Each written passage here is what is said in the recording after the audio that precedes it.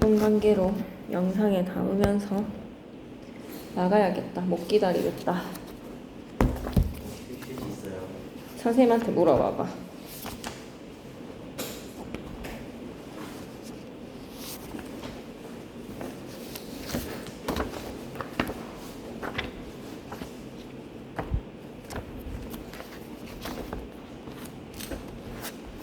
지금 신혜숙 쌤이 어디 하신다고? 3단원에서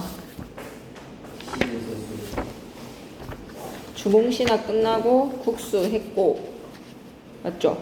네.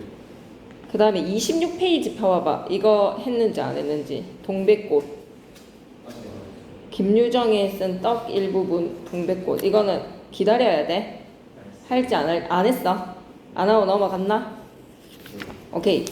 그 다음에 신혜숙쌤 30페이지 공무도화가 송인 이야기 주머니 안 하시는 거지.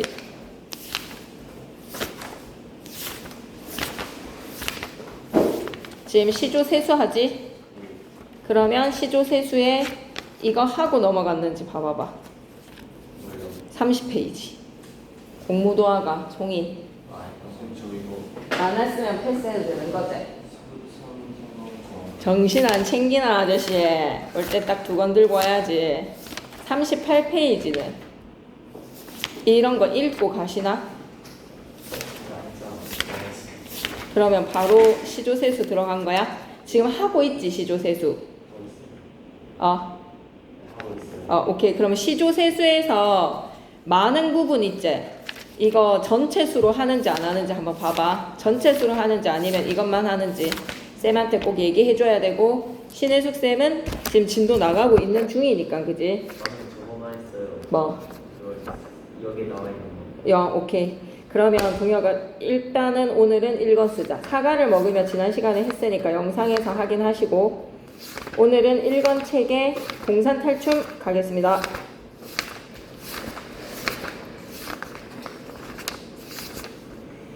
빼떼기 다 넘어가고 공산 탈춤에서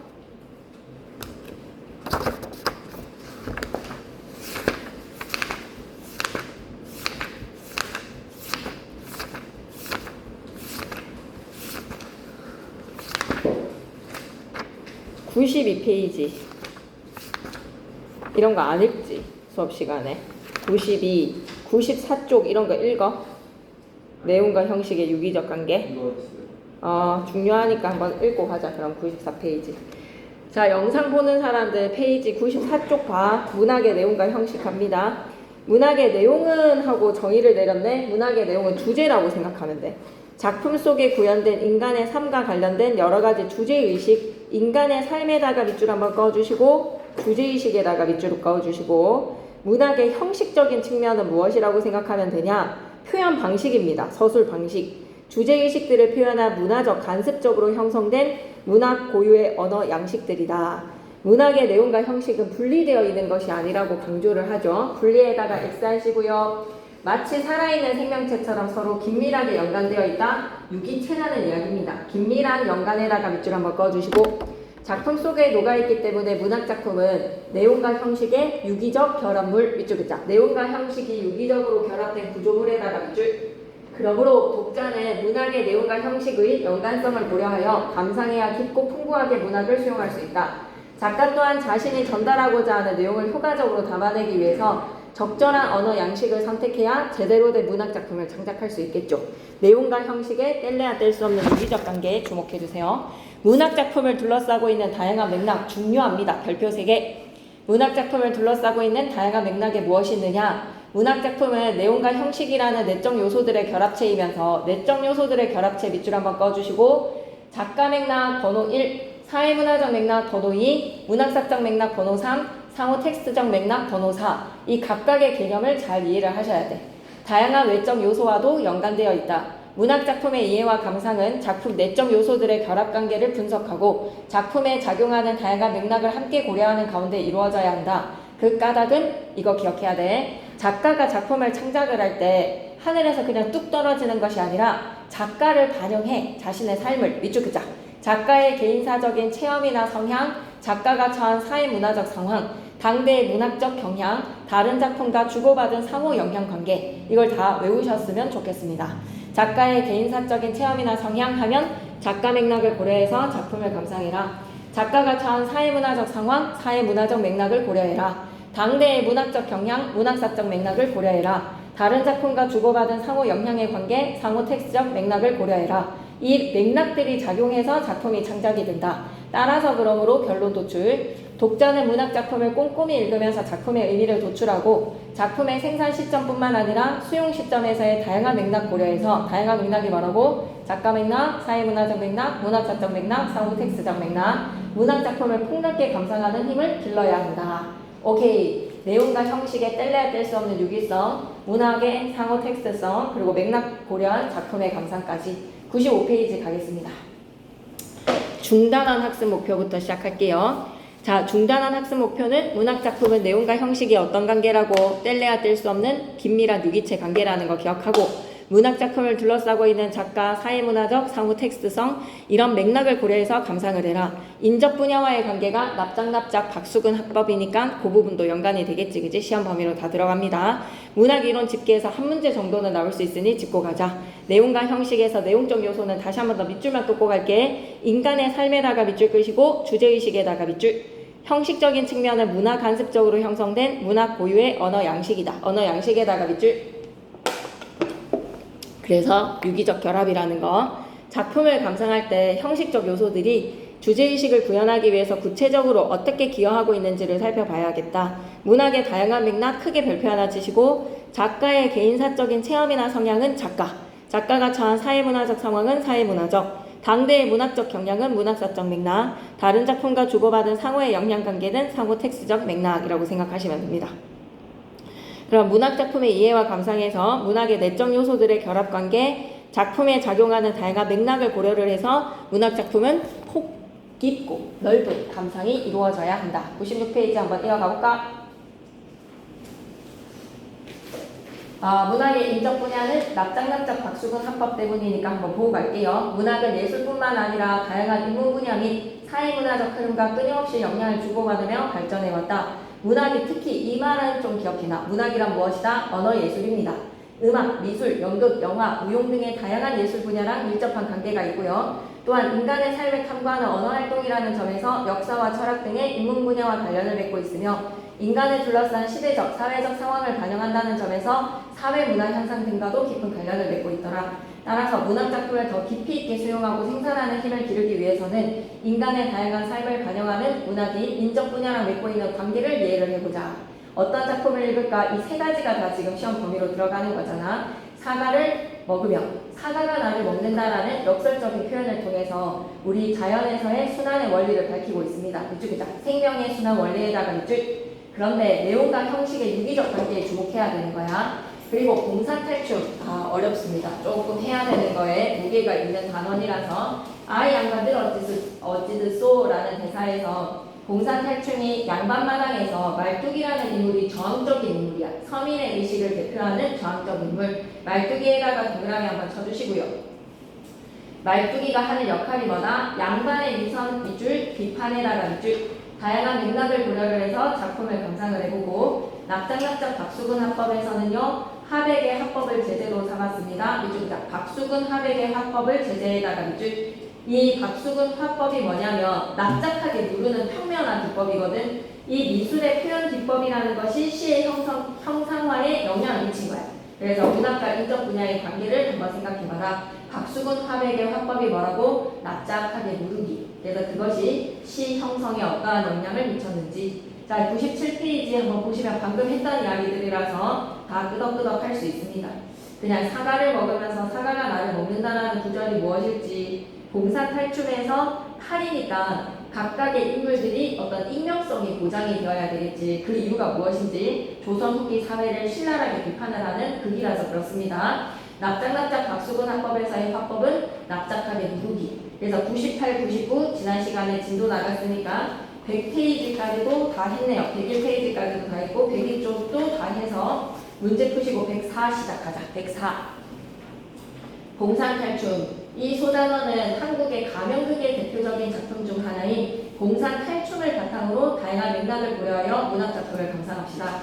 다양한 맥락 중에서도 특히 조선 후기 사회상을 고려를 해주세요. 봉산 탈춤 중에서 제6가장인 양반의 마당은 양반마당에다가 동그라미 밑줄 한번 끄고 가야 돼. 양반의 허세와 권위의식에다가 밑줄. 그래서 등장인물들이 풍자랑 조롱으로 양반들을 깝니다. 양반 삼형제가 조롱과 풍자의 대상이라고 생각하시죠? 풍자에다가 동그라미, 조롱에다가 동그라미. 작품에 등장하는 인물들의 외모적인 특징이라든지 행동, 대사에 담긴 의미를 신분질서가 분계되고 밑줄 그자. 신분질서 분계에다가 밑줄 흔들리기 시작해. 그래서 서민계층들이 이제 호락호락하지 않아. 양반들에 대해서 앞에서는 헤헤거리지만 뒤에서는 신랄한 비판을 가합니다. 그리고 매간매직 성행에다가 밑줄 끄시고 시발이라는 인물한테서 돈을 뜯는 매간매직이 성행을 하는 사회문화적 배경은 언제라고? 조선 후기. 사후 텍스트적 맥락에 대해서 또 살펴보도록 하겠습니다. 작품 연구로 내려와서 봉산 탈춤은 오락성과 예술성, 풍자성이 뛰어나다. 오락성에다가 밑줄 한번 꺼주시고 예술성 밑줄 끄시고 풍자성 밑줄 끄시고 전체 7개의 과장으로 구성이 되어 있는데 독립적 구성이야. 독립적에다가 별표 3개 위에다가 뭐라고 적고 가냐면 옴니버스식 구성이라고 좀 적어야 돼. 독립적인 구성의 특징 옴니버스식 구성. 교과서 수록 부분은 제6가장에 해당이 될 건데 1과장, 2과장, 3과장, 4과장, 5과장, 6과장의 관계가 어떻다고? 옴니버스식 구성이라서 각각의 독립된 이야기야. 말뚝이와 양반 삼형제의 재미있는 재담 이야기로 구성이 되는데 재담에다가 동그라미 치시고 그 재담이 어떻게 이루어지는지에 대한 구조를 기억하셔야 됩니다. 재담에 6단계가 있어. 6단계인가? 말뚝이가 조롱을 하지. 양반들이 호통을 치지. 말뚝이가 변명하고 양반들이 안식을 하는 4단계네요. 재담의 4단계의 글의 흐름을 기억해 주시고요. 그 재담이 세부적으로 들어가보면 세처정하기라든지 시조짓기, 타짜놀이, 치마리 잡아들이기 이런 걸 통해서 양반 사회의 권위의식과 허세, 횡포를 풍자하고 비판하더라. 작품계관으로 들어가보면 다시 한 번 더 민속극, 가면극에서 성격은 어떻다고? 해양과 풍자, 선행과 비판적 성격. 특징 쫙 묶어서 그냥 별표 3개 무조건 외워야 돼. 일정한 재단의 구조가 반복될 거야. 재단 구조 외우시고 시험에 100% 나옵니다. 그리고 당시 지배계층의 봉건 질서에 대한 조롱과 풍자가 담겨져 있다. 봉건적 질서에다가 밑줄. 그리고 말장난의 언어유의, 계장량이 양자의 대다리 소감 반자 쓰는 양반 나오신다라는 말장난의 언어유의에다가 밑줄. 그리고 오바를 떠는 과장에다가 밑줄. 우스꽝스럽게 깎아내리는 희야화에다가 밑줄 끄시고 그 속에서 뭐가 느껴진다? 풍자랑 해양미가 잘 살아납니다. 해양미에다가 밑줄 한번 꺼주시고 네 번째 특징은 특히 또 별표를 좀 쳐주셔야 돼요. 서민층의 양반 한자어랑 그리고 서민계층의 비속적이고 순우리말의 일상적인 표현과 양반계층의 한자어가 두 가지로 다 쓰입니다. 그래서 서민층의 언어와 양반층의 언어가 함께 나타난 옆에다가는 언어의 이중성이라고 좀 적어줘. 언어의 이중성. 그리고 수업 시간에 했기 때문에 다 알고 있겠지만 또 별표 3개야. 무대와 객석, 배우와 관객이 엄격히 구분되지 않은 열린 무대야. 얼마든지 관객들이 극중에 참여가 가능하고 그리고 얼마든지 소통이 가능하다는 거에서 객석과 무대의 구분이 없습니다. 그리고 마지막의 특징도 정말 중요하네요. 공연 장소와 극중 장소가 따로 설정되지 않고 일치한다는 거에서 옆에다 적고 가겠습니다. 특별한 무대 장치가 없음 이라고 적어줘야 돼. 특별한 무대 장치가 없음. 특별한 무대 장치가 없기 때문에 열린 무대에서 누구나 극중 참여가 가능하고 장면의 전환도 좀 수월하죠. 무대 장치가 필요 없으니 배경 지식은 읽고만 가자. 봉산탈춤 국가무형문화재 제17호 약 200년 전부터 항해로 봉산지방에서 전래되어 오는 민속극. 당시에 봉산이라는 지역은 남북을 잇는 유리한 지역적 조건 때문에 경제적인 여건이 좋았고 관객도 동원하여서 용이하고 공연을 할 때 유리한 조건을 고루 갖추고 있었다. 이로 인해서 각종 사실을 영접을 하는 행사가 자주 있었고 주변 지역의 농산물이 모여드는 중심지로 탈춤 같은 놀이가 성행을 했다. 이후에 봉산 탈춤은 많은 변화를 거쳐서 널리 흥행을 하다가 19세기 말에서 20세기 초 항해도 탈춤의 대표격이 되었다. 105페이지부터 들어가 보도록 하겠습니다. 제6가장의 양반마당인데요. 진짜 중요한 것보다 1과장부터 6과장 사이에서의 그 각 과장들이 인과관계가 없어요. 인과관계에다가 X하시고 독립적 구성에다가 밑줄. 감상 포인트 첫 번째. 재단의 구조가 어떻게 된다고? 말뚝이가 조롱을 하면 양반들이 호통을 치고 말뚝이는 변명을 하고 양반들은 바로 안심을 하는 구조가 반복될 겁니다. 등장인물들의 캐릭터와 역할을 잘 기억해 주시고 작품에 작용되는 조선 후기의 사회문화적 맥락을 고려를 하세요. 말뚝이 장면부터 시작하는데 니네 이거 잘렸지? 번거지를 쓰고 채찍을 들었다부터 시작되는 말이지. 가운데부터 시작이구나. 오케이. 그러면 나문단부터 쌤은 시작이네요. 여러분의 앞부분에 가문단이 왜 날아갔는지는 모르겠지만 일단은 날리고 말뚝이 가운데쯤 나와서 시에다가 별표색을 치시고 겁나 중요하다. 관객의 집중과 재단의 시작을 알려주는 쉬 음악 맞춤이 딱 멈춰. 양반 나오신다. 양반이라고 하니까 노론, 소론, 호조, 병조, 옥당을 다 지내시고 삼정승 육탄서 다 지낸 태로재상으로 계신 훌륭한 양반이라고 알지 마시고 지금 내가 나온다라고 하는 소개하는 이 양반을 훌륭한 양반이라고 생각하지 마라. 이거 밑줄 끄자. 계잘량이 양자에 계다리 소간 반자 쓰는 양반 나오십니다. 라는 것으로 양반 뜻풀이 가지고 지금 양반들을 조롱하고 있지. 자, 그런데 우리 양반의 뜻을 실질적으로 한자어의 뜻을 살펴보면 두 양자의 반반자란 말이야. 그래서 두 양은 문반과 무반을 얘기를 해. 문반과 무반의 양반이다. 그러니까 문과 이과라고 생각하시면 됩니다. 문과랑 이과를 통합해서 양반 이렇게 칭했던 양반의 뜻을 지금 말뚝이는 양반을 어떻게 말장난을 치고 있지. 언어 유인에 계잘량이 양자에 계다리 소간 반자 쓰는 양반이라는 것으로 동음이어를 활용한 언어 유인에다가 밑줄 그시고 양반 뜻풀이 재담이라고 나문단 위에다가 적어놓자. 첫 번째 지금 우리가 살펴보는 이 재담의 이름을 좀 칭해볼게. 나중에 정리할 때 수월하게 가문단 위에다가 여러분이 적으시면 되겠네요. 문단의 시작 위에 뭐라고 적자? 양반 뜻풀이 재담이라고 적자. 첫 번째 양반 뜻풀이 재담의 말뚝이의 조롱의 방식.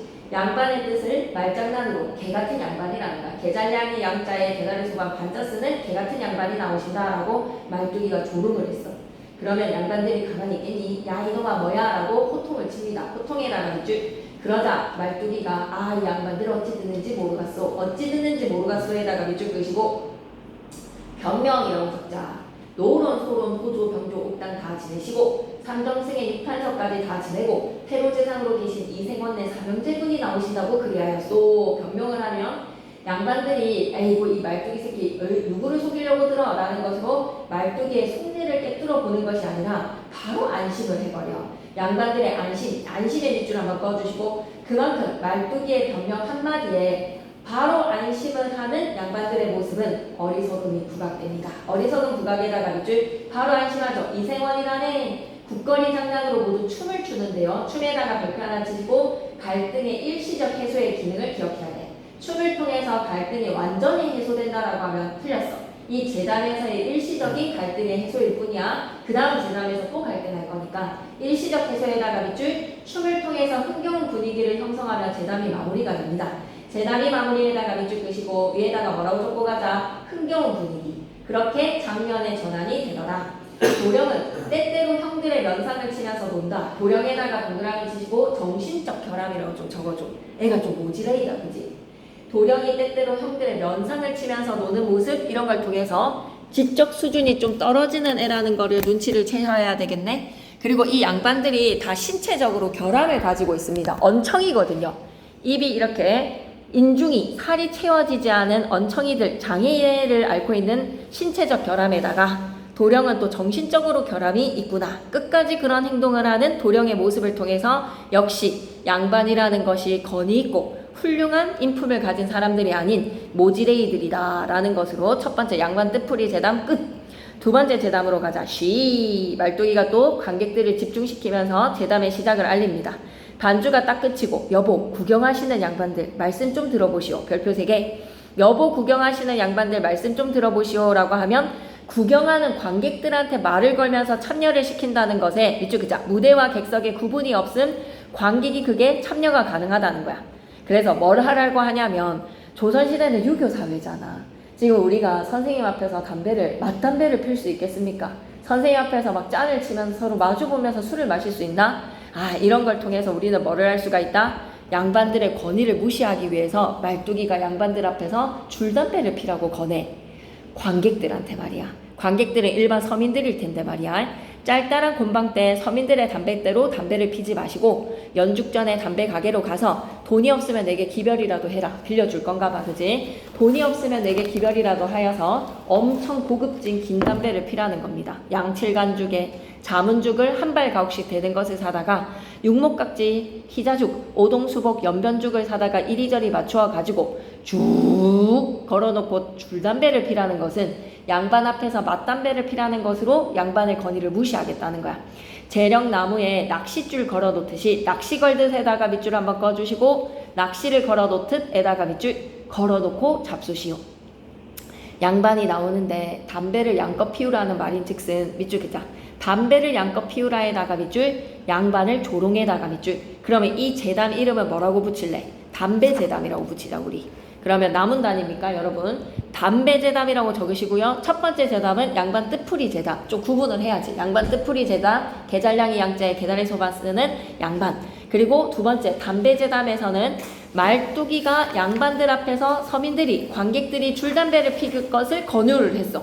그러면 가만히 있겠나? 양반이 나오는데 담배를 양껏 피우라는 말인즉슨 양반을 조롱을 하는 거지. 양반 조롱. 그러니까 양반들이 아이 뭐야? 말뚝이가 얘기합니다. 아 양반들 어찌 듣소? 양반 나오시는데 담배도 피지 말고 헌화에 수다도 그말하고 그리하였소. 담배에다가 밑줄, 헌화에다가 밑줄, 시끄럽게 떠드는 것도 그말하고 그리하였소 라고 또 변명을 합니다. 아 양반들 어찌 듣소? 밑에다가 변명. 그러면 양반들은 바로 안심해야 돼. 헌화를 금하였다네. 밑에다가는 안심. 갈등의 일시적 해소와 흥겨운 분위기로 제담의 마무리는 뭐를 통해? 춤을 통해. 그래서 우리 시험에는 뭐가 나올 거다? 시와 춤의 기능이 시험에 나올 거야. 또 세 번째 제담으로 가자. 장단제담이라고 미리 이름 적을게. 쉬 장담제담이라고 제담의 이름을 붙여주시고 여보 악공들 말씀 좀 들으시오. 악공들 말씀 들으시오에다가 밑줄 끄시고 악공들의 극중 개입을 유도를 합니다. 악공들의 극중 개입 유도에다가 밑줄 오음의 육류를 다 버리고 오음의 육류에다가는 플러스. 양반들이 나오시는데 레드카페 깔아드리면서 BGM을 쫙 깔아드리는 그 화려한 행차를 준비하지 마시고 뭐 하자는 거야? 오음 육류의 플러스를 버리고 버드나무 홀뚜기 뽑아다가 바가지 장단. 왜 젓가락으로 상다리 두드리는 바가지 장단에다가는 마이너스. 그런 것 좀 쳐달라. 양반이 나오는데 깔아주는 격조 있는 장단보다는 바가지 장단을 쳐주시오. 격조 높은 음악 대신에 천민들의 바가지 장단을 치라는 것은 밑줄 긋자. 천민들의 바가지 장단을 치라는 것에다가 밑줄, 양반의 권위를 떨어뜨리고자 하는 말에다가 밑줄, 바가지 장단 좀 쳐주오. 옆에다가는 조롱이라고 크게 적고, 야 이놈아 뭐야? 옆에는 호통이라고 크게 적어 놓으시고, 아 양반들은 어찌 듣소? 밑에다가 변명이라고 적어 놓으시고, 제담은 일정한 구조가 반복됩니다. 용두, 해금, 북, 장구, 필이 젖대 한가락도 뽑지 말고 건건들어지게 치라고 그리하였소. 건건들어지게에다가 밑줄, 멋진 BGM을 깔으라고 그리하였소. 양반들은 바로 한 큐에 건건들어지게 칠하네. 안심이라고 적으시고 흥겨운 분위기로 제담의 마무리. 갈등의 일시적 해소. 무엇의 기능이라고? 춤의 기능. 또 제담 끝났어. 장단 제담 끝났고 그리고 제담 마지막입니다. 양반 찾기 제담. 마문단에서는 양반 찾으려고 미국이랑 프랑스랑 영국이랑 다 뒤져보고 바위 틈틈이에 모래 잼잼이까지 다 뒤져봐도 양반 비뚝한 놈도 없습니다 라는 것은 내 눈앞에 있는 너는 뭐는 아니라는 거야? 양반 아니라는 거지 그지? 그러니 양반 어딨지? 양반을 앞에 두고 양반 어딨지? 양반 어딨지? 라는 거는 내가 너를 양반으로 인정하지 않는다라는 뜻이지요. 생원이 얘기를 하네요. 이번에는 말뚝이가 시를 외치는 게 아니라 생원이 쉬 말뚝아 예예 이놈아 너도 양반을 모시지 않고 어디 그리를 다니느냐? 내가 지금 양반이 여기 있는데 네가 나의 카메니점 정도가 되는 것 같아. 말뚝이는 마부거든. 이들이 타는 말을 끄는 마부이기 때문에 로드 매니저라고 생각하시면 될 것 같습니다. 매니저 역할을 하는 거죠. 아 야 이놈아 양반 모시지 않고 어디를 그렇게 싸돌아다니느냐 라고 하니까 예 양반 찾으려고요. 그러니까 내 앞에 있는 너는 양반이 아니라는 거지. 창밥국을 일찍 말아서 먹고 일조식 아침 식사 일찍 끝내고 난 후에 마곡간에 들어가서 노세원님을 끌어다가 노세원님에다가 별표 3개. 발음이 첫째 양반이 생원이거든. 근데 얼핏 들으면 시바견 발음 조심하라고 하잖아 그지? 그런 것처럼 노세원님 어찌 잘못 들었을 때 뭐로 들리게 된다? 노세생원님을 이라고 들릴 수도 있다는 거야. 의도한 거겠지. 노세원님을 끌어다가 라고 별표 3개. 짐승 타는 짐승을 나타내는 이 노세를 노새는 늙은 당나귀거든요. 이 노새의 생원이랑 발음을 유사하게 노생원님 발음과 유사한 노새원님으로 표현해다가 밑줄 노새를 끌어다가 라고 해도 되는 것을 노새원님이라고 하는 이유가 뭐다? 다 조롱입니다. 조롱.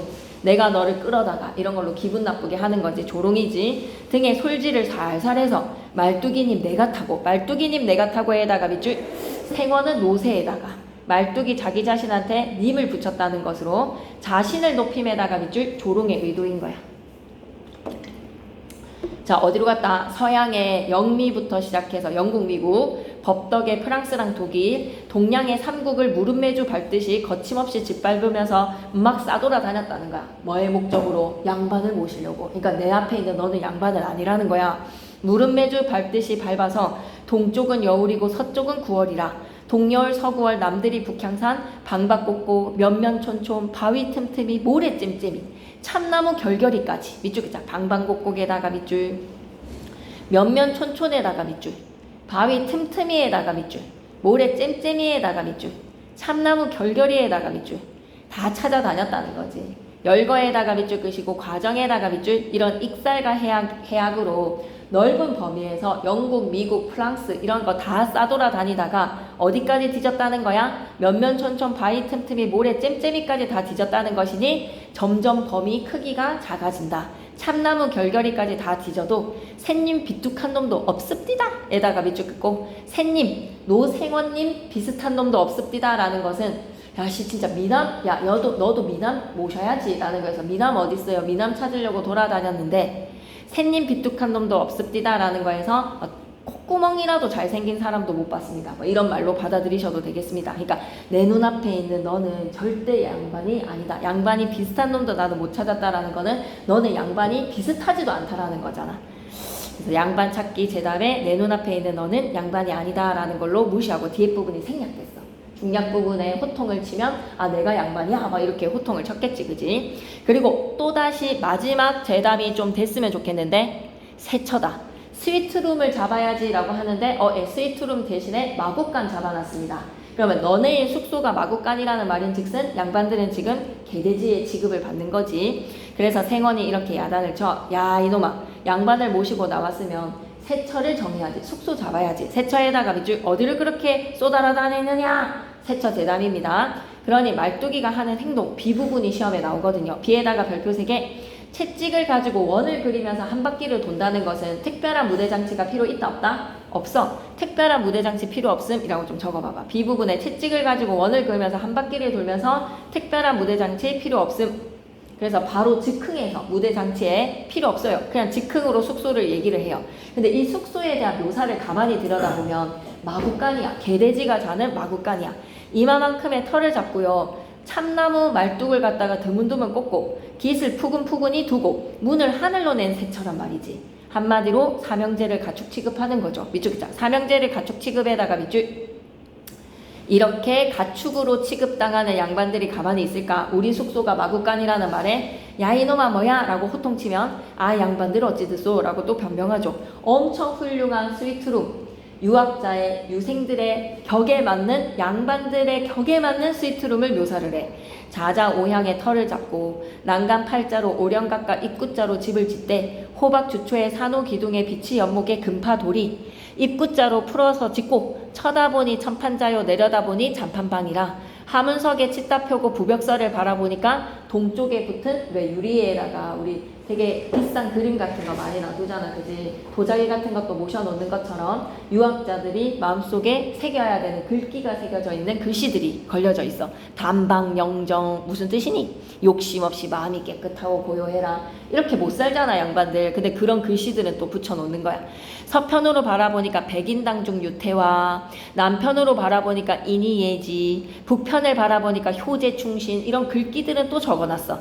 이는 가위, 양반의 세처방이 될 만하고 문방제구로 볼짝시면 용장봉장에다가 괴에다가 두지에다가 자개함농에다가 반다지에다가 샛별 같은 놋요강에다가 놋대야 받쳐 여기 놓고 양칠간죽 자문죽을 이리저리 맞춰놓고 38 여기까지가 스위트룸이지. 양반의 격에 맞는 야 끊어야 돼. 자문죽을 이리저리 맞춰놓고 에다 크게 슬래시 여기까지 칭찬이 가는 듯 하다가 갑자기 또 디스야.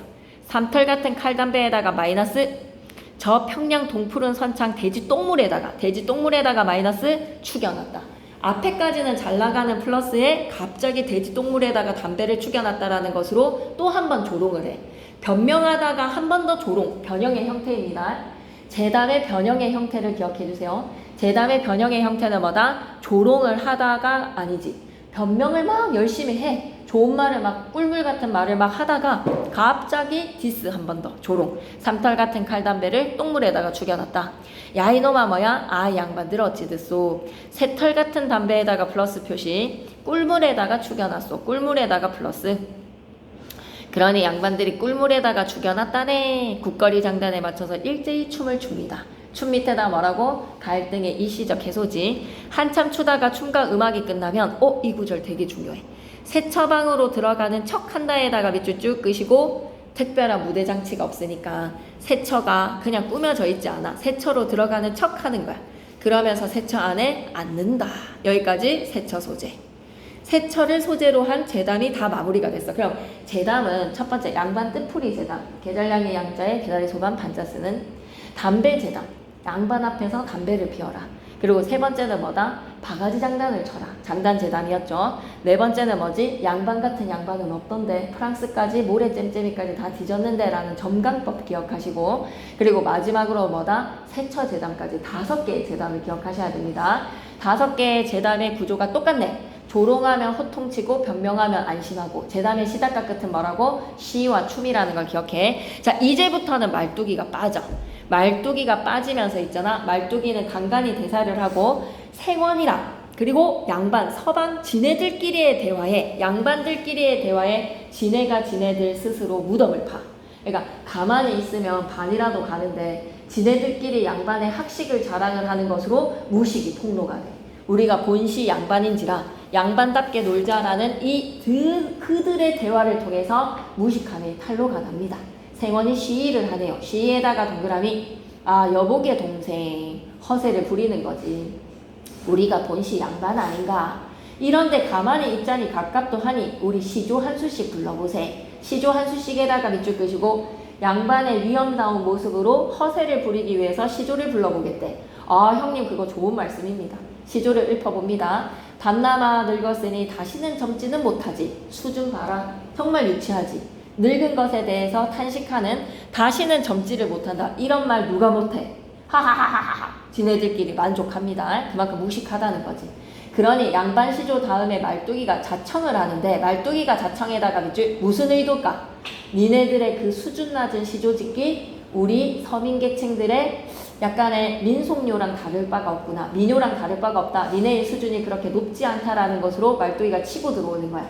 낙양성 심리허의 높고 낮은 저 무덤에 양반들한테 시조를 읊는 그 모습을 아주 가짠다라는 거죠. 니네들이 하는 소리나 우리가 하는 소리나 다를 바가 없다라는 말뚝이의 도전 저항입니다. 그리고 아문단으로 가서 양반들끼리 이제 뭐 하겠다. 한시를 지어볼게. 글이나 한 수씩에다가 밑줄 끄시고 한시 짓기를 통해서도 양반의 무식함이 탄로가 날 거야.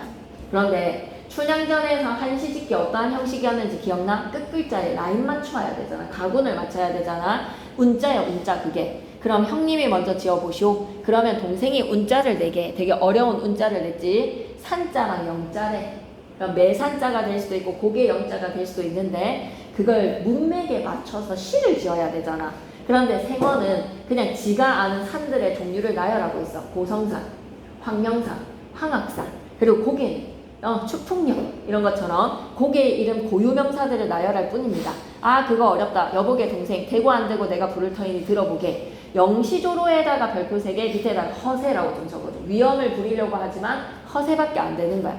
한시를 읊는 어조로 할 건 또 다 한다는 거지. 울룩불룩 작대 산에다가 동그라미 항주 평산 동성령 령에다가 동그라미 지명나열에 불과한 무지폭로야. 무지폭로에다가 밑줄 끄시고 오른쪽 기퉁이로 가보자. 양반의 무지와 허세를 폭로를 할 때 아니 넘기지 말고 시조 짓기를 봤더니 양반들이 즐겨 부르는 그 시조의 수준이나 밑줄 그자 시조에다가 밑줄 서민들이 부르는 민요의 수준이나 민요에다가 밑줄 내용이 유사에다가 물결 표시 개찐 도찐들인 거야. 양반들의 수준이 서민보다 크게 높지 않음을 조롱하는 겁니다. 밑줄 끌게. 양반들의 수준이 서민보다 크게 높지 않음을 조롱에다가 물결 표시. 108페이지 계속한다. 하하하하하하. 울룩줄룩 작대산 그리고 동성염 이게 잘 지은 거야. 근데 서방이 와 형님 최고 잘 지었습니다. 개찐도찐이야. 엉터리 시를 잘 지었다고 칭찬을 하는 서방도 수준이 똑같지. 양반의 무식함에다가 밑줄. 그러면 동생이 한 기를 좀 지어보세. 그럼 형님이 운자를 내십시오. 이번에는 무슨 자? 총자랑 모자를 주네. 아 그거 운자 벽자로군. 벽자에다가 밑줄. 희귀할 벽자입니다. 결벽이 있다 할 때 벽자입니다. 한참 낑낑거리다가 형님 한마디 들어보십시오. 또 영시조로에다가 별표 치시고 위험을 부리려고 하는데 그냥 허세야. 무식하기 짝이 없어. 집세기 앞총은 헝겊총, 남학식 뒤축은 거몰못 이런 거에서 못의 거몰못 종류 그리고 헝겊총 너무 일상의 소재를 그냥 나열하는 것뿐만에 이런 고유명사 나열 수준을 보소. 아 그러면서 자기네들끼리 또 만족해 했겠죠. 그죠? 한시짓기를 통해서 양반들의 무지함이 폭로가 되고요. 마지막 노래는 팥자놀이라는 놀이를 해. 이거는 한자의 글자를 획을 쪼개서 하는 수수께끼 놀이의 수준 높은 한자를 좀 많이 알아야지 수준 높게 수수께끼를 즐길 수 있겠지. 근데 얘네들의 팥자놀이는 20곡에밖에 되질 않아. 그러면 이번에 팥자놀이나 하여보자. 그냥 넌센스도 아니고요. 그냥 퀴즈입니다. 퀴즈 20곡에 주둥이는 하얗고 몸뚱이는 알락달락한 자가 뭐게. 와 그거 운고 우편에도 없는 엄청 어려운 자인데요. 아 어려워라. 혹시 피마자? 피마자의 생김새가 이렇거든요. 주둥이가 하얗고 몸뚱이가 알락달락. 동생 용하다. 형님 그럼 내가 한자 부르라고. 부르게. 논두렁에 살피를 짚고 섰는 자가 누구지? 아 어려운데 혹시 노님자? 뭐 이렇게 하는 무식함이죠. 저급한 학식. 아 형님 잘 맞췄습니다. 이러는 동안에 치바리가 살짝 들어와서 한편 구석에 앉아있다. 치바리에다가 별표 3개 밑에다가 미리 적고 나자. 조선 후기 신흥 상인계층. 신부는 양반이 아니지만 돈이 많은 상인이 등장하기 시작합니다. 치바리 밑에다 뭐라고 적고 가자고. 조선 후기 신흥 상인계층이라고 적어 놓으시고 그 다음에 있잖아. 또 생각을 해줘야 되는 게 뭐냐면 이거 좀 나눠봐봐. 크게 세 부분으로 나뉘어지지. 첫 번째 부분은 제담이라서 제담의 종류가 총 5개였다는 것도 기억해줘. 제담이 나오고 그리고 가운데 부분에서는 양반 지네들끼리 무지와 허세와 알죠? 무식함이 폭로를 하는 부분. 그리고 마지막 세 번째 부분은 치바리가 등장을 해. 그래서 치바리의 등장으로서 뭐가 된다는 것을 조선 후기 썩은 부패한 정치를 보게 될 겁니다. 자 그럼 양반들의 글자놀이 양반의 무식함과 허세를 폭로를 했는데 옆에다 이 말도 좀 적어줘. 스스로 폭로. 아무도 그 무식함에 대해서 지적하지 않고 지네들끼리의 대화를 나누는 그 대화 수준에서 스스로 폭로가 되었다. 이놈 말투가 얘 나랏돈 노랑돈 7푼 잘라먹은 놈 있지. 그러니까 나라에서 횡령을 한 거야. 그러니까 이재용이가 최순실한테 돈 주는 바람에 감옥살이 했잖아요. 그죠? 삼성 회장도 감옥살이 하듯이 조선에서도요. 뭐 상업을 하는 데 있어서 좀 법을 어겼겠지. 그거 가지고 이제 걸고 넘어지는 거야. 꼴의 양반이라고. 상통이 무르익은 대추빛 같고 울룩줄룩 뱀이잔등 같은 그놈 누구라고? 치바리. 잡아들여라. 아 그놈의 힘이 무량대각이요. 날래미 나는 호랑이 같은데 샌님의 전령에다가 별표 3개 이게 시험에 나올 거야. 샌님의 전령은 조선 후기 신분질서에 동요가 일어났지. 지금 신분질서가 좀 흔들리고 있어. 아무나 개나 소나 양반이 다 될 수 있어. 이렇게 무식한 놈도 양반이 될 수 있었던 시대였던 거야. 그런데 뭐가? 샌님의 전령이라는 걸 통해서 양반의 권위가 그래도 남아있음을 보여주는 거야. 샌님의 전령 밑에다가 뭐라고 적어놓자. 양반의 권위 상징에다가 밑줄 꺼놓자. 양반의 권위가 그래도 아직까지는 남아있다. 양반의 권위가 완전 사라졌음이라고 하면 말이 안 되잖아요. 지금 양반이 그래도 말뚝이를 부리고 있다는 거에서 전령이 있으면 치바리 같은 놈은 척척 잡혀와야 되는 거야. 샌님의 전령이나 있으면 잡아올는지 거저는 잡아올 수 없습니다. 영장 같은 거라고 생각하시죠. 그러니 영장을 배포를 할 수 있는 권한이 있는 거야. 그리하여라 옛다. 여기 전령 가지고 가거라. 그럼 말뚝이가 당신 잡혔소. 치바리한테로 간 거지. 어제 전령 좀 보자. 종이를 보더니 치바리가 한마디 쪽소리도 못하고 끌려오네요. 이쪽이자 말뚝이에 끌려서 양반의 앞에 온다에다가 밑줄. 양반의 권위가 아직 살아있음에다가 밑줄. 그걸 기억해. 핵심 노트로 가자. 양반의 무지와 허세의 폭로는 어땠다고? 스스로. 그래서 양반이 불렀던 시조나 말뚝이의 민요나 다를 바가 없다라는 거 확인했고요. 운자놀이랑 팥자놀이를 하는데요. 무식하기 그지 없어요. 그러면서 서로 만족해하고 칭찬해요. 무지와 허세 밑줄, 스스로 폭로에다가 밑줄. 자, 봉산탈충에 등장을 하는 이 치말이라는 뱀이잔등같이 얼굴이 새까만 대추같이 생긴 인물입니다. 새까만이 아닌 붉은. 그러면 밑줄 그자. 조선시대 신흥상인 계층에다가 밑줄을 한번 꺼주시고, 그만큼 상업자본이 축적이 되었기 때문에 솔직히 양반보다 얘가 더 힘이 있었던 거야. 실질적인 힘에다가 밑줄, 껍데기의 힘에 신분의 힘만 가지고 있는 거지. 109페이지 조선 후기가 이렇게 썩었다는 것이 드러나는 문단이니까 잘 보시오. 치마리가 엉덩이를 양반 코앞에 내밀게 하며 밑줄 그자. 양반의 코앞에 엉덩이를 들이민다는 거에서 끝까지 양반을 좀 조롱을 한다, 그지? 밑줄 그자. 치마리 엉덩이를 양반 코앞에 내밀게 하며에다가 밑줄, 의도적인 양반 조롱에다가 밑줄. 그놈 잡아들였소. 잡아왔습니다. 아, 이놈 말투가 이게 무슨 냄새냐. 엉덩이가 코앞에 있으니까. 예, 이놈이 피신을 하여 다니기 때문에 양치를 못하여서 그렇게 냄새가 나는 모양이 왜다. 변명에다가 밑줄 끝까지 양반들을 놀리지. 크크크크 모르는 거 막 이런 식으로 놀리는 거지. 야, 그러면 이놈의 모가지를 뽑아서 밑구녕에다가 갖다 박아라. A 부분에다가 별표 3개. 모가지를 뽑아다가 밑구녕에 갖다 박아라. 마음대로 죽일 수도 있었다는 거야. 그만큼 양반들이 서민들에게 뭐를 했다? 횡포를 저질렀다는 거야.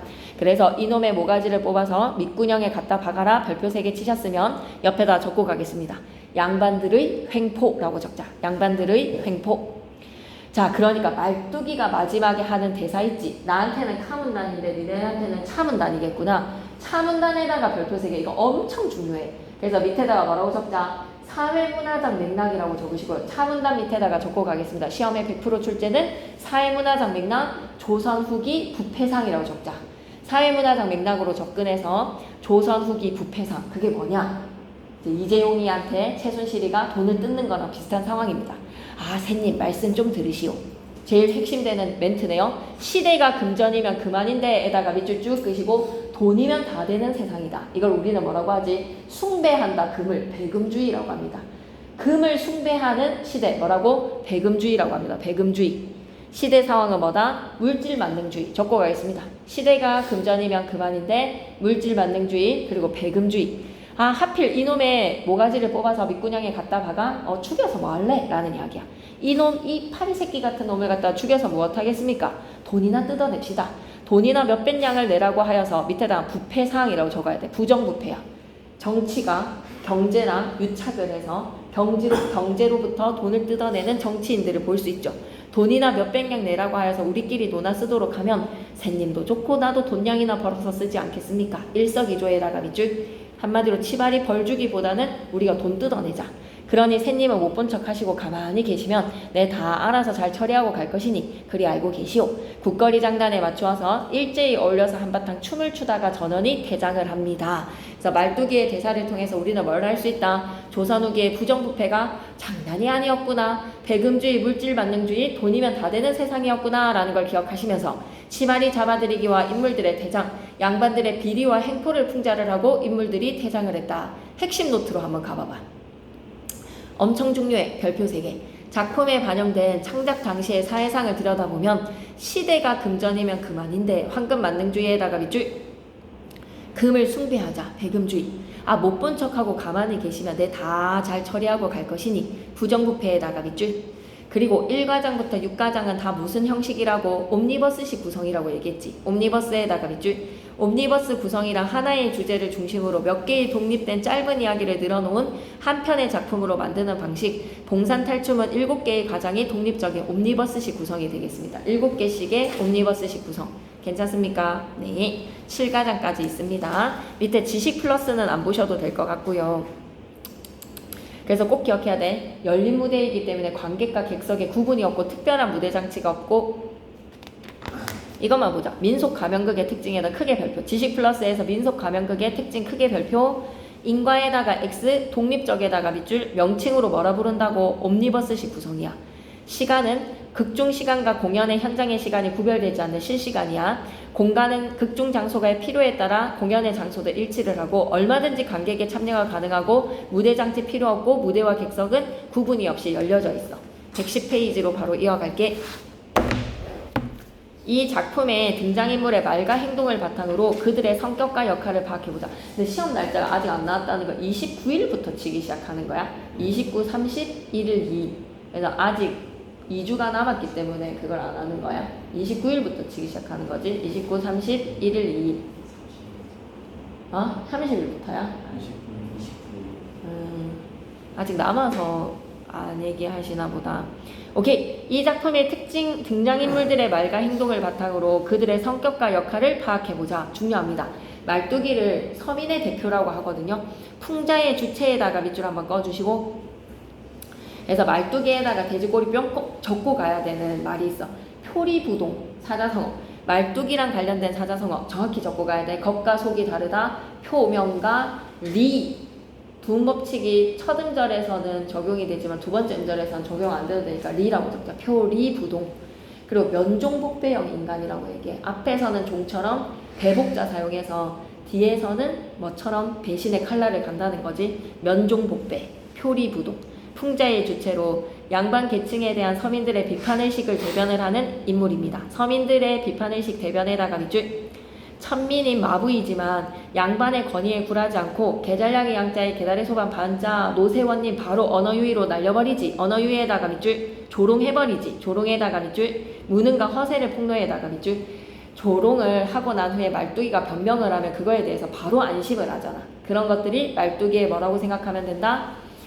폭로예요. 무능과 허세를 폭로를 하는 겁니다. 양반 삼형제는 풍자의 대상이고요. 풍자의 대상에다가 밑줄. 양반 계층의 어리석음과 무능, 허세, 행포를 상징하는 인물. 우스꽝스러운 언행을 통해서 자신들의 어리석음을 스스로 드러낸다. 밑줄 긋자. 어리석음을 스스로 드러낸다에다가 밑줄. 시조짓기, 시조읽기, 운자, 그리고 파자놀이. 이걸 통해서 이에 2번 가겠습니다. 이 작품의 전반부랑 중반부에는 계속 동일한 구조가 반복되죠. 동일한 구조 반복에다가 밑줄. 학습활동을 잘 해놔야 돼.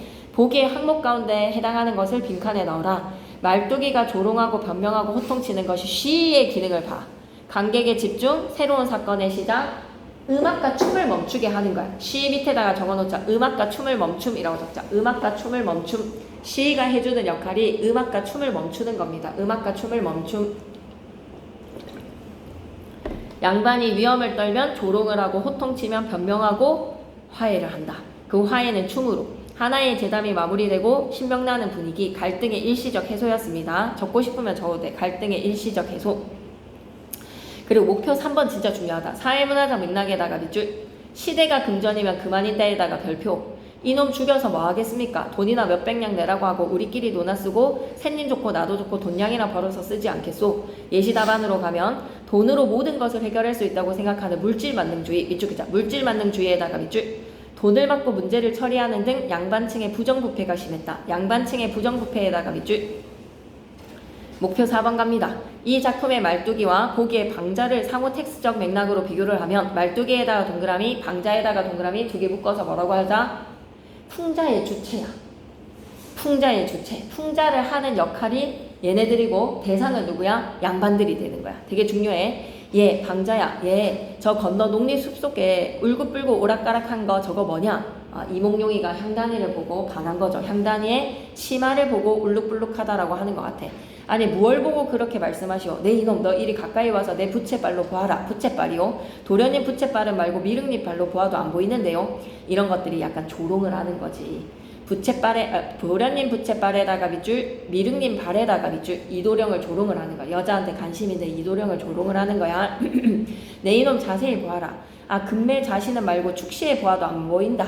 이놈이라고 하니까 금매 자시에다가 밑줄, 축시에다가 밑줄.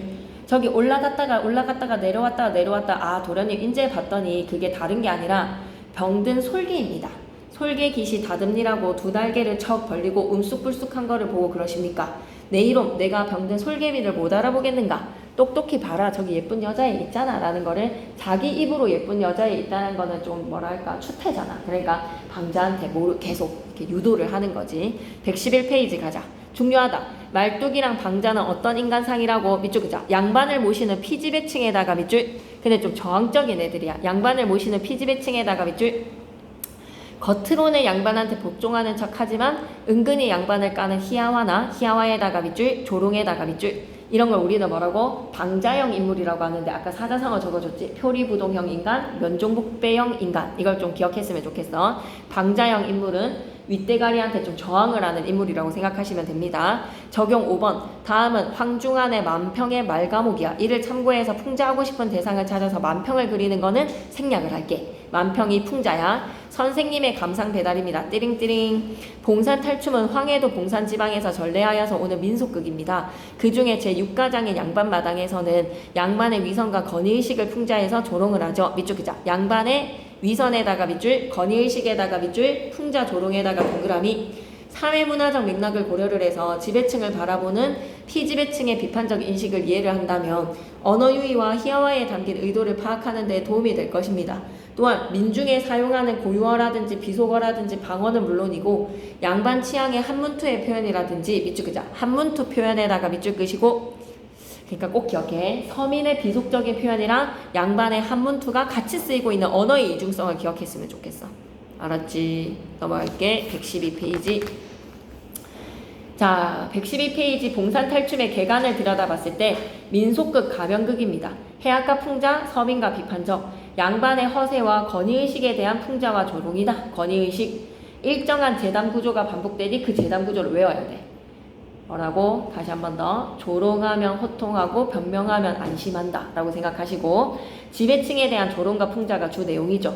언어유희, 과장, 희화와 골개미가 살아납니다. 해악과 풍자는 골개미. 그리고 언어의 이중성 기억해야 돼. 서민층의 일상적인 비속적 표현과 양반층의 한자어가 두 가지가 같이 쓰이고 있다는 것.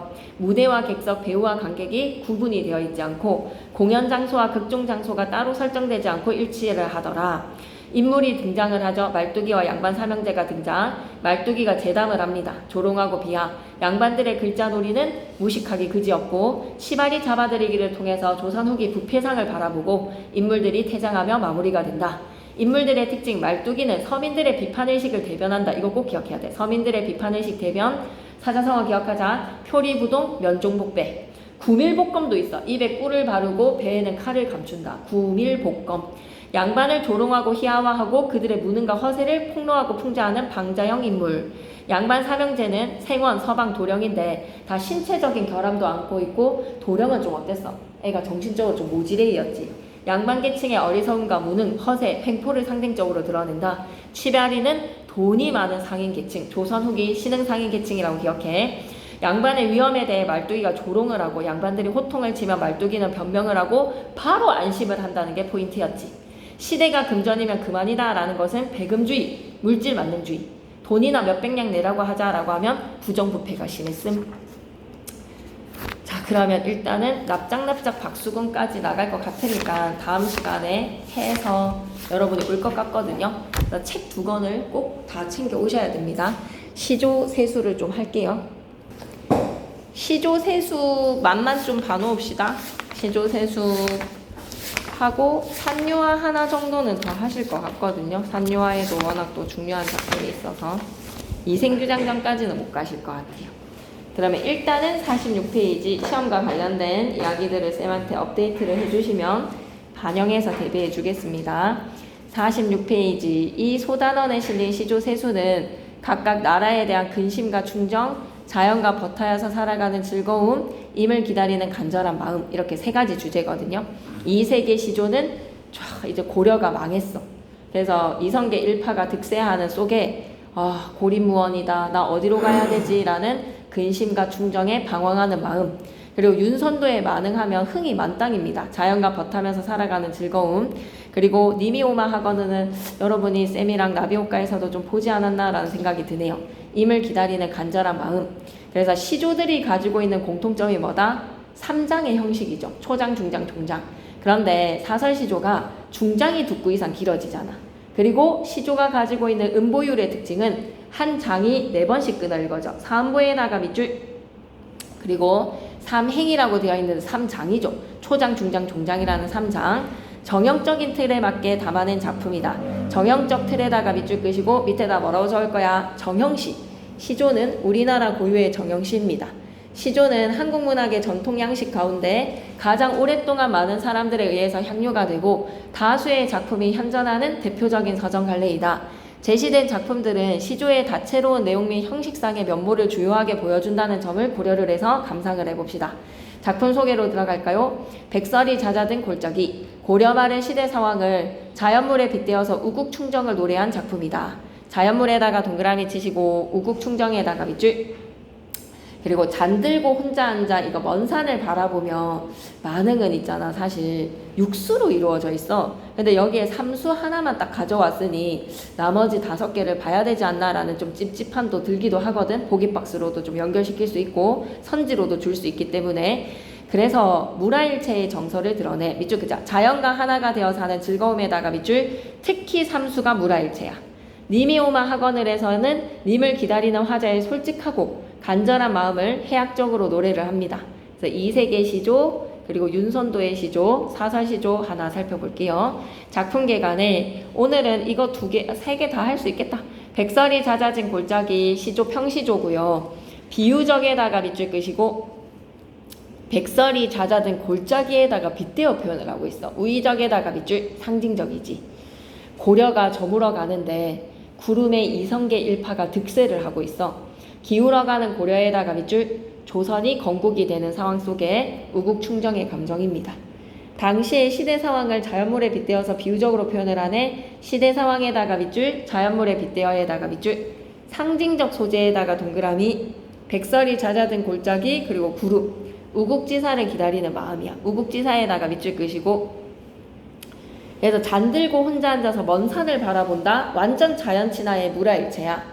서리적 표현에다가 밑줄 끄시고 자연에 대한 하자의 정서를 강조한다. 자연과 온전히 합의를 하는 무라일체의 경지다. 무라일체의 경지에다가 밑줄. 그 다음에 니미오마 학원을이라고 하면 중문 나서서 대문 나가 문지방 위에 치달아 앉아 라는 거에서 해학, 과장, 그리고 낙천. 사랑하는 님을 애타게 기다리는 마음. 애타게에다가 밑줄 한번 꺼주시고 특징 첫 번째, 과장되고 장황한 어조로 과장에다가 밑줄, 장황한 어조에다가 밑줄, 그리고 곰비, 님비, 님비, 곰비, 천만지방, 지방, 천방 기억나십니까? 의태어에다가 밑줄. 우리 1학년 때 교과서에 나왔었지 이거 맞지? 개를 열나문이나 기를 대라. 그지? 솔직하면서 소박한 표현으로 하자의 감정이 실감나게 드러나더라. 주출이 3대를 님으로 착각할 정도로 님이 너무 보고 싶었다는 거겠죠. 이세계 시조로 갑니다. 돌려 말하기. 그래서 지금 이색이 고려의 패망을, 고려가 멸망하고 기울어가고 조선이 건국되는 상황을 뭔가 좀 자연물의 이미지에다가 빗대어 표현을 하고 있어. 이색의 노래를 한번 봐봐. 고려 충신의 입장에서 조선의 개국을 바라보는 심정이야.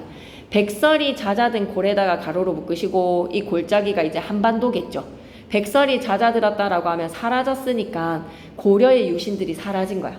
백설은 그럼 뭐를 의미한다? 고려에 남겨진 신하들이 잦아들었다. 녹아서 없어졌다라는 뜻입니다. 고려의 유신들이 잦아든 골짜기에 이제 누가 득세를 하고 있다? 구름이 험하구나.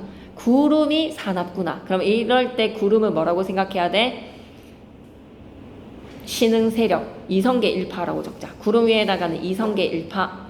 고려의 유신들이 사라진 골짜기에 이성계 일파가 득세를 하고 있구나. 그 속에 반가운 고려의 충신, 매화는 어느 곳에 피었는고, 매화에다가 동그라미 고려의 충신들이 어느 곳에 피었는고, 석양해라고 하면 석양해에다가 가로로 묶으시고 상승 이미지입니까? 하강 이미지입니까? 상승, 하강 중에서 석양해는 하강이겠죠. 그죠? 석양해 밑에다가는 뭐라고 적어놓자? 하강적이라고 적어놓으시고 저무는 고려의 구군에다가 밑줄.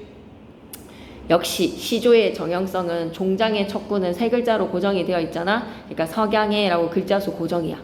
그러니까 백설이 그리고 석양이랑 색채 대비를 이룬다라는 것도 볼 수 있겠죠.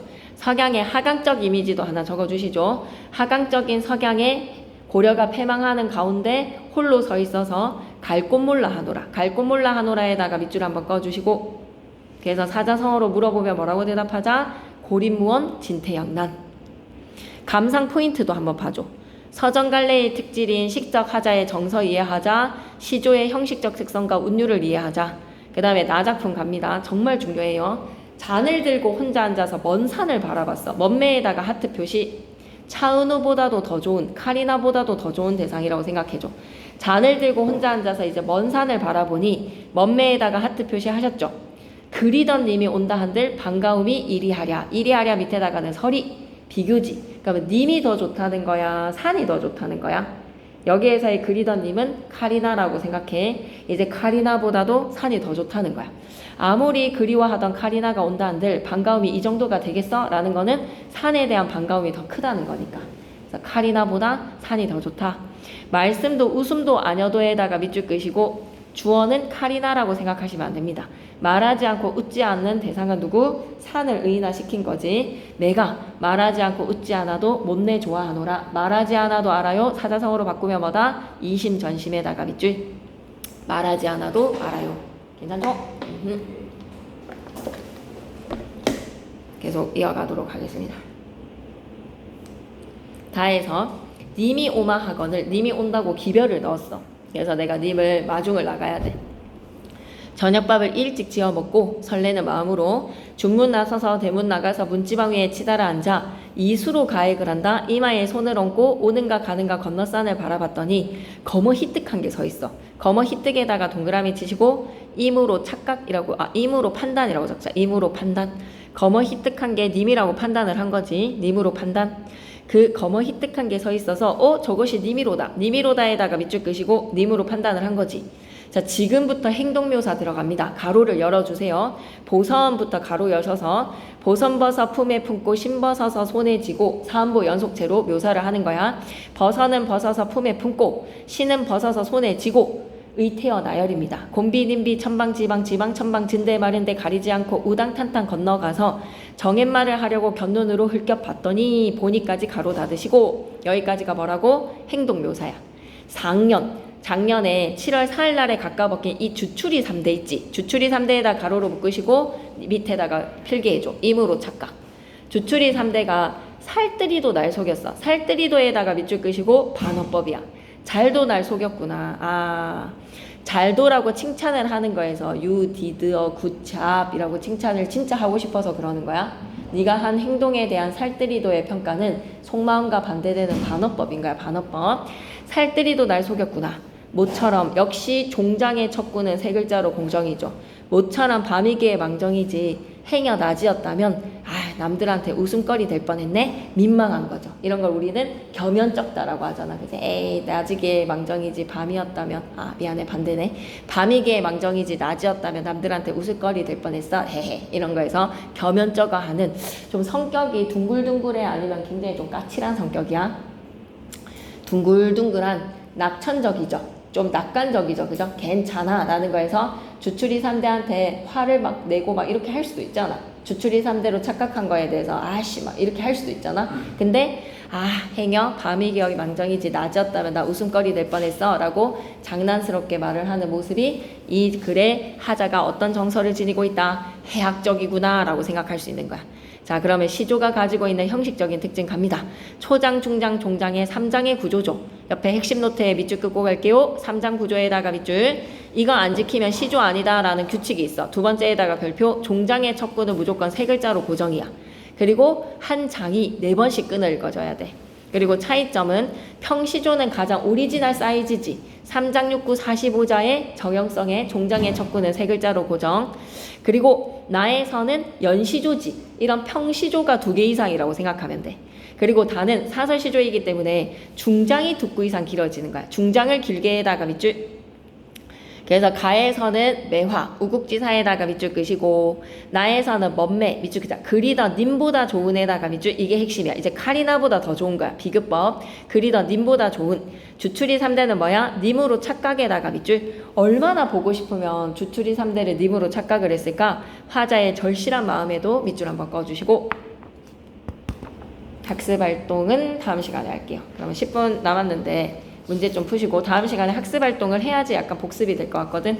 그리고 만행은 전체 수를 좀 살필 필요가 있어. 시험 범위로 안 했고 수업 시간에 안 했다라고 하더라도 좀 살필 필요가 있어서 다음 시간에 시조 세수를 하고 만행을 준비를 해서 하고 그 다음에 납작납작 박수근 합법이 들어가고 그 다음 시간에 총정리를 할 터이니 쌤한테 프린트가 무슨 프린트인지 좀 보여주셔야지 쌤이 좀 준비를 할 것들을 볼 수가 있으니 학교 프린트도 챙겨와 주시고 영상 꼭 보세요 여러분.